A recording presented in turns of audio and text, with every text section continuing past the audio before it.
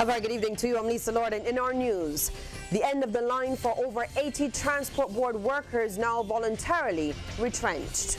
Calls in the Senate for the regulation of social media in Barbados. Online, Barbadians weigh in on school security. The government is looking to further modernize the way it does business. And in sports, Team Barbados ready for the Fed Cup in Peru. Broadcasting from our studios in the Pine St. Michael, this is CBC News Night, starting now.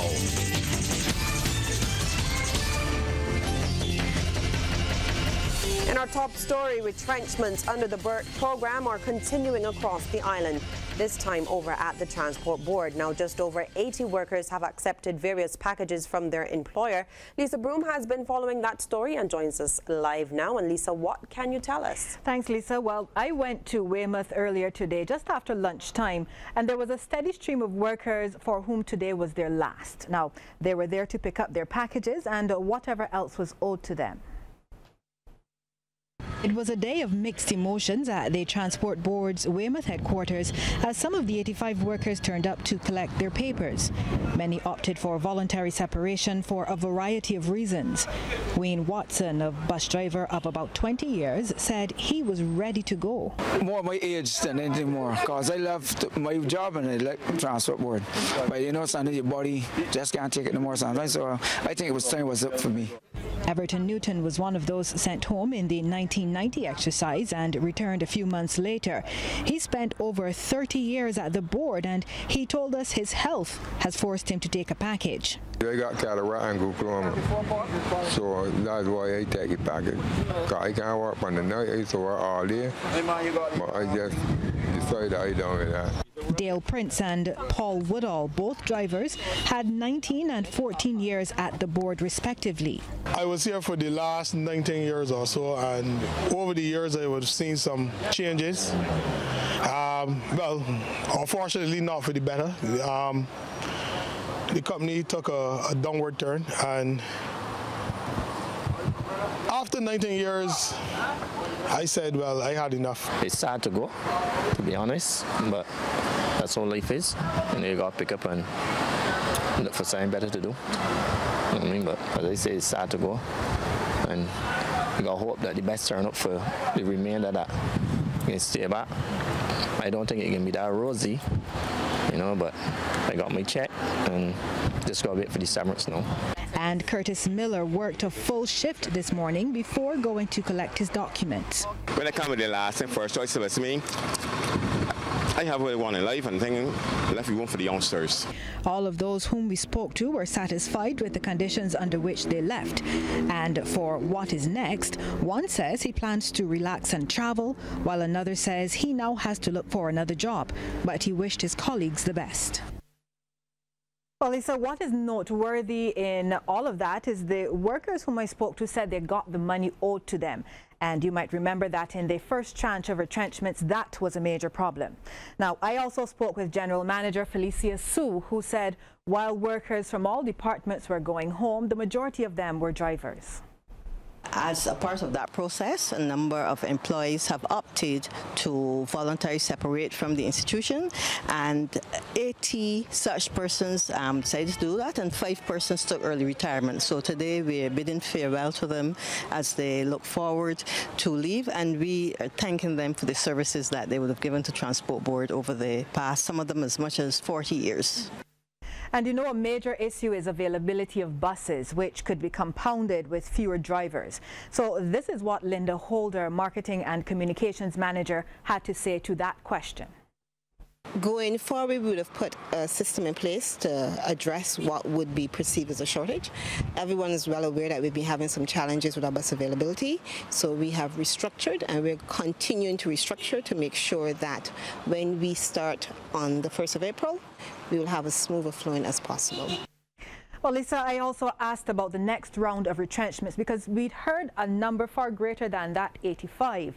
But both Ms. Sue and Ms. Holder said talks were ongoing with the Barbados Workers Union and any further comment would be premature. So we'll keep following this as it develops. Back to you. Thank you so much, Lisa. And Barbados continues to be seen as an expensive destination, which in the eyes of some has gotten costlier. This is according to Chief Executive Officer of the Barbados Hotel and Tourism Association, Senator Rudy Grant. He has attributed the rise in costs to the increase in room rate levies and VAT. He says because of this, we must go the extra mile to ensure that visitors are getting value for their money. What we must ensure is that we are able to provide an enhanced visitor experience. And the culinary experience that persons can have when they visit Barbados is one which I think we can be very proud of. And I'm satisfied that the culinary team, and I'm satisfied as well that the chefs across Barbados are doing a remarkable job as they utilize our Barbadian products. And Senator Grant was speaking during the first gourmet lunch and training update by the 2019 Barbados culinary team at the Divi South Winds Hotel this afternoon. He is confident that the team, which will participate in the Taste of the Caribbean competition in June, can bring home the gold. Last year we had a young team. Last year we had many new members coming into the team, and now that they are seasoned, I'm very, very confident that when we go to Miami, that we will be coming back with the gold. Of course, Barbados is known as the culinary capital of the Caribbean. In news from the upper chamber, it was revealed that we have now reached a stage here in Barbados where social media needs to be regulated. Minister of Information, Broadcasting and Public Affairs Senator Lucille Moe says that too many people are being hurt by the way that people are using the various platforms, and this must stop. It has become a pervasive situation of fake news, alternative facts, to the point where they're defaming people, trying to ruin their reputations, hurting them in the family environments, all kind of things. It's got to that point. We cannot just allow it to just get totally out of control. The worst thing you can ever do as a society is to let something get to the point where you're not able to pull it back. Well, Senator Moe says the Computer Misuse Act is in place and people have been charged under it, but Barbadians need to be more responsible. She says some of these platforms are hard to police, and one of the most worrisome is WhatsApp. Why is it worrisome? Because by the time you get the message, you are probably person number 1,000 down the line. So to trace it back, it can be done sometimes, but often you're not able to do so simply because of the sheer number of times that message has been passed around. And it has really hurt some people in this country. And I think that we need to take a look at it and see what can be done in order to ensure that it does not become a situation where it is so detrimental to our society that it does not give the average person the opportunity to live a peaceful enjoyment. Well, Government Senator Lisa Cummins has defended the decisions taken by the government in the budget, noting that they were made to save the Barbados dollar and in the interest of future generations. She says the new administration is a caring government and is not insensitive to the impact of some of the difficult decisions taken. Senator Cummins focused on the former administration while in office, saying that the new government has achieved a lot since coming to office last May. Now, she doesn't share the notion that the government isn't looking out for poor Barbadians. Poor people need opportunities, not only handouts. Poor people need to be enabled to dream and not have to depend on anyone else to determine what their future looks like. By investing heavily, Mr. President, in education, we are investing in poor people. By committing to subsidize the economic cost of public transformation, Mr. President, this government is investing in poor people. By ensuring that our polyclinics are working again, this government is investing in poor people. That is who we are.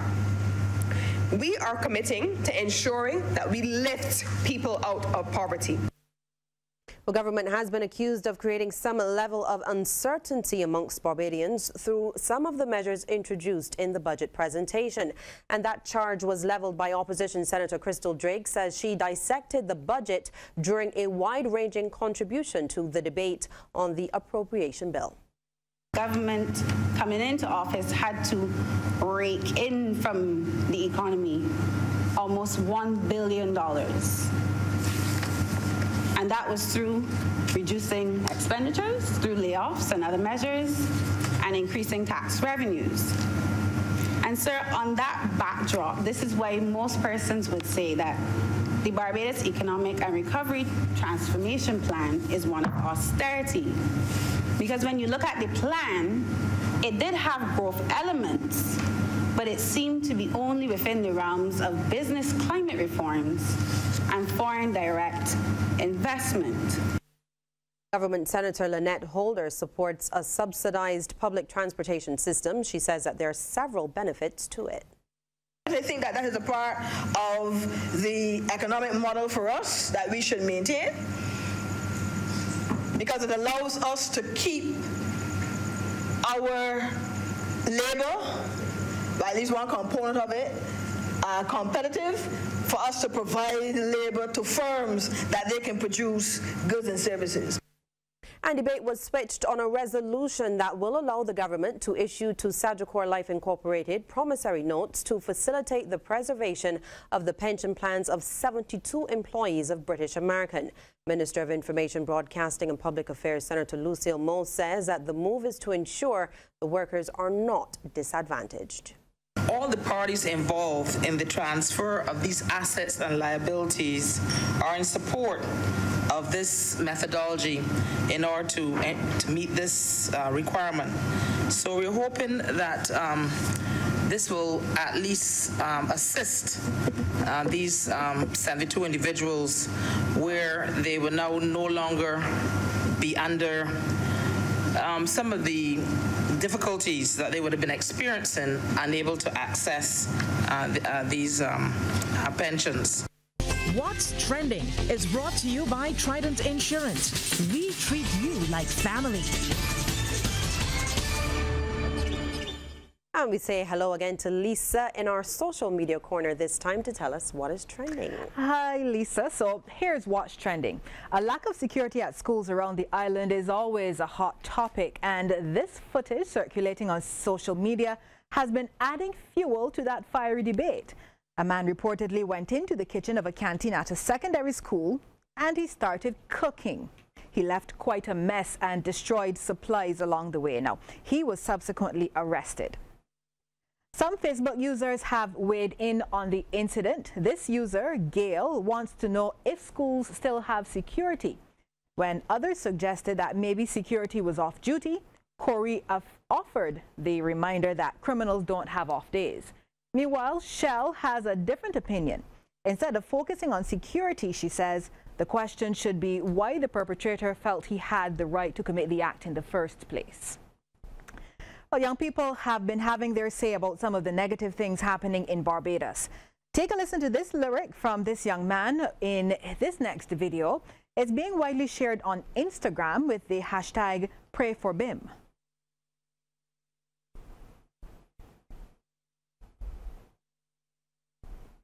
Live by the gun, die by the gun. Young people growing up thinking going jail is fun. Been witnessed 20 murders in this year. We only in March. This young man really care. Violence on the rise. Guns easy to buy. 16-year-old found dead in the streets. Broad daylight. They put day me to sleep. People full of fear not to walk in the streets. So every day somebody get me found dead.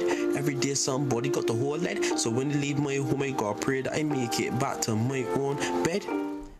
Strong lyrics from that youngster there. Well, it's the weekend for many of us who work. That means normally it's a few days to rest. However, the man in the following video couldn't wait for his shifted off day. He took matters into his own hands. When you call 911, it's an emergency. The caller tells dispatchers what the robbers looked like and even the suspected getaway car. Only Polk County deputies say it never happened. They say 32-year-old Brian Anderson dialed 911 Saturday to falsely report being robbed at gunpoint in Dundee. Two men taking his wallet, necklace, and cell phone. What'd you dial 911 on? Well, they threw my cell phone down. So we said to ourselves, self, this is a little suspicious. Well, needless to say, the police were not impressed, but they joked that they would consider letting the restaurant worker cook the prison food. Well, and that's if he behaved well. Now, the trouble isn't over yet for airplane manufacturer Boeing. Following those two fatal crashes involving two of its 737 MAX 8 aircraft, the company has been hard at work trying to restore confidence in its planes. But those efforts suffered a setback recently, as we see in this trending video of another 737 which experienced issues but was thankfully able to land safely. This Boeing 737 MAX in the news after taking off and declaring an emergency. We just lost our right engine, needed to declare emergency. That emergency forcing the two pilots to circle back to Orlando Airport, landing with just its left engine operating. No passengers on board. The pilots plan to ferry the jet to Southern California's high desert, where Southwest is storing its MAXes. The entire fleet around the world still grounded. Speaking of being grounded, I'm sure the man in the next video wishes he could have been. Although it looks like special effects from a fantasy movie, this security camera footage shows the results of high winds in Turkey. The man was trying to secure a large umbrella with assistance from others, but a gust picked it up and lifted it into the air. Turkish police say the man jumped off, and luckily he didn't sustain any injuries. And that's all the time we have for What's Trending this evening. Of course, you can find us easily on Facebook, Instagram, and by email. Now, Lisa, one quick question. Why didn't that man just pick up the phone and call to work and said he couldn't come in? I don't know. That's a good question. Sounds like a good idea, right? Yeah. Anyway, back to you. Have a good weekend. Same to you, Lisa. Thank you so much. Local manufacturers are being encouraged to broaden their vision of the contribution they can make to Barbados export development. This is an area Minister of International Business and Industry Ronald Toppin says they have been concerned about. Now, we want to see that sector return to its glory days. And Minister Toppin's comments came at the launch of Accelerate 2020, a program aimed at building high-growth, high-value export companies over the next 2 years. To capitalize on this tremendous opportunity and partner with the BIDC and the Barbados government to increase your production capacity, double or even triple your output levels, and expand the level of exports from this little country that once used to punch above its weight and no needs to return to those glory days again. So having unveiled the Accelerate 2020 program, we must continue to chart a solid strategic path, a path that engenders confidence and pride among key stakeholders. Well, Barbados has been told the solution to its shifting culture lies within the church. There have been concerns recently about this culture and its impact on the island's youth, with some linking it to their behavior and the way they dress. Now, Kingdom Culture International is trying to change that by providing wholesome entertainment as an alternative with positive musicians and role models for young people. And it will be doing so through Sonfest 2019, slated for April 29th at the Ballpark Events and Entertainment Center. Committee member Zimron Andrews says music tends to reflect the culture of its deliverer. Ingrained in music, in our case as a church, our music will carry joy, peace, love, the things that we represent, our beliefs. Is going to be reflected in our music, and while we still maintain that Caribbean beat, that Caribbean rhythm, compared to what generally is available. Now, as a church, life goes beyond just prayer. And committee member Billboard Murrell says Sonfest offers the best entertainment from Barbados and the Caribbean, including Nisha Woods and Jude Clark. More sponsors have also come on board for this year's event, and Sonfest Barbados will also tour some schools as part of its outreach. We have a couple of dates for this term, and next term we're going into at least a minimum of 12 schools. So keep following us on Sunfest Barbados, and we're on Instagram, we're on Facebook, and you can find us there. You can even drop us an email, sunfestbarbados@gmail.com if you have any information, if you want us to come into your schools. LIAT pilots have agreed to take a pay cut to keep the debt-burdened airline aloft. President of the Leeward Islands Airline Pilots Association, or LIALPA, Carl Burke, says while he was not at liberty to disclose the exact amount the pilots had agreed to, pending Prime Minister Mia Mottley being notified, he was nonetheless indicating that it was not the 10% that had been requested. He said during a meeting with LIAT, a request had been made for the 10% pay cut across the board. Now, according to Mr. Burke, the pilots did not have the confidence in LIAT's management to take them out of the situation and were very cautious about making an investment in the company. At the same time, however, LIALPA met with the stakeholders on Tuesday, and Prime Minister Mottley did give a guarantee at the shareholder level that she would ensure that there was accountability and it would not be business as usual. The pilots voted last night on that salary cut. Well, Guyana has relaunched its National Youth Corps. Its aim is to empower youth and provide them with the skills needed to prepare them for the workforce and equip them to aid in the development of that CARICOM state. More in this report. 500 young people will be empowering themselves, becoming employable or entrepreneurs. The National Youth Corps, President Granger said, will amplify the talents of young people, noting that the development of Guyana's diverse economy will require qualified young people. This country needs youth more than ever. Our economy is about to experience high levels of economic growth with the advent of petroleum production next year. The development of a diversified economy will expand opportunities and generate increased employment. It will demand, however, more skilled individuals. On employment, President Granger said, erodes the potential of young people. With that, he said the National Youth Corps will not only address unemployment among young people, but also the issue of brain drain. You go to Boa Vista, you find young Guyanese. You go to Puerto Ordaz in Venezuela, you find young Guyanese. You go to Nigeria in Suriname, you find young Guyanese. If there continues to be a high rate of youth unemployment in Guyana, young people will continue to leave, and the future of this country will be in jeopardy. The Youth Corps will reverse that trend. The President said upon completion of training, so young people will be able to provide not only for themselves, but also their families, while at the same time enhancing national and community development.